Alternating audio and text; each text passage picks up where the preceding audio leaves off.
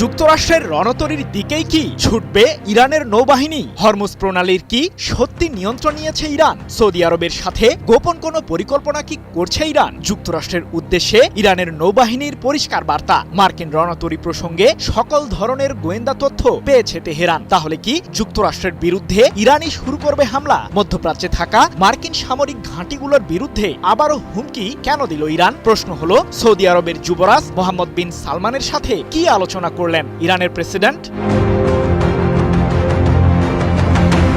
মধ্যপ্রাচ্যে যুক্তরাষ্ট্রের বিমানবাহী রণতরী USS Abraham Lincoln পৌঁছানোর পর থেকেই অঞ্চলটিতে উত্তেজনার পারদ আরও বেড়ে গেছে। এর মাঝেই জানা গেছে, আঞ্চলিক নিরাপত্তার অজুহাত দিয়ে আকাশ ও নৌপথে যুক্তরাষ্ট্র এবার শুরু করবে সামরিক মহড়া, যাতে অংশ নেবে মধ্যপ্রাচ্যে থাকা মার্কিন সামরিক ঘাঁটিগুলোর সেনারা। বাদ যাবে না রণতরীতে থাকা যুদ্ধ বিমানগুলো। তাহলে কি ইরানে হামলা চালানোর পূর্ব প্রস্তুতি নিচ্ছে যুক্তরাষ্ট্র?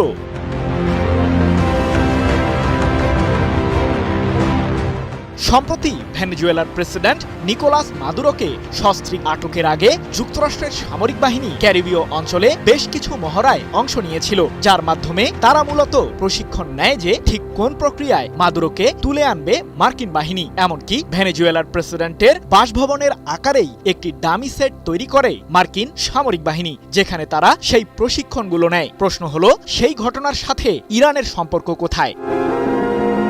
যুক্তরাষ্ট্রের রণতরীটি মধ্যপ্রাচ্যের জলসীমায় পৌঁছানোর পর মার্কিন প্রেসিডেন্ট ডোনাল্ড ট্রাম্প বেশ দম্ভের সুরেই বলেছেন, ইরানের পাশে আমাদের একটি বিশাল রণতরী অপেক্ষা করছে। ভেনেজুয়েলায় আক্রমণ চালানোর আগে যে রণতরী মার্কিন সেনারা মোতায়েন করেছিল তার চেয়েও বড়। বিশ্লেষকরা বলছেন, ইরানের বিরুদ্ধে হামলা চালানোর পূর্ব প্রস্তুতির অংশ হিসেবেই সামরিক মহড়া শুরু করতে যাচ্ছে ইউএসএস আব্রাহাম লিঙ্কনে থাকা মার্কিন সেনারা। কিন্তু ইরান তাহলে কি করছে?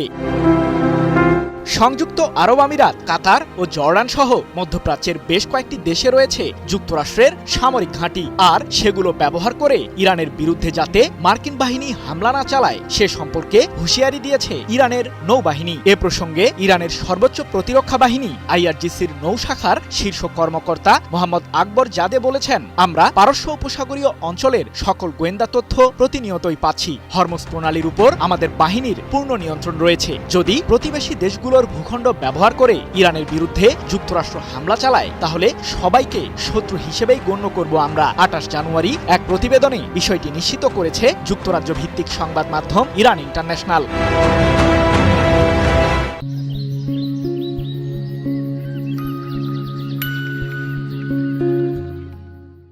এদিকে মধ্যপ্রাচ্যের এমন উত্তপ্ত পরিস্থিতির মাঝেই সৌদি আরবের যুবরাজ মোহাম্মদ বিন সালমানের সাথে ফোনালাপ করেছেন ইরানের প্রেসিডেন্ট মাসুদ পেজেশকিয়ান। এ সময় তারা আঞ্চলিক স্থিতিশীলতা রক্ষায় একে অপরকে সহযোগিতা করার আশ্বাস দেন। সেই সাথে ইরানের বিরুদ্ধে যুক্তরাষ্ট্রের যে কোনো সম্ভাব্য আগ্রাসনের তীব্র নিন্দা জানান সৌদি যুবরাজ। পাশাপাশি সৌদি আরবের ভূখণ্ড ব্যবহার করে ইরানের বিরুদ্ধে যুক্তরাষ্ট্র যাতে কোনো ধরনের আগ্রাসন চালাতে না পারে সে বিষয়টিও নিশ্চিত করেন মোহাম্মদ বিন সালমান।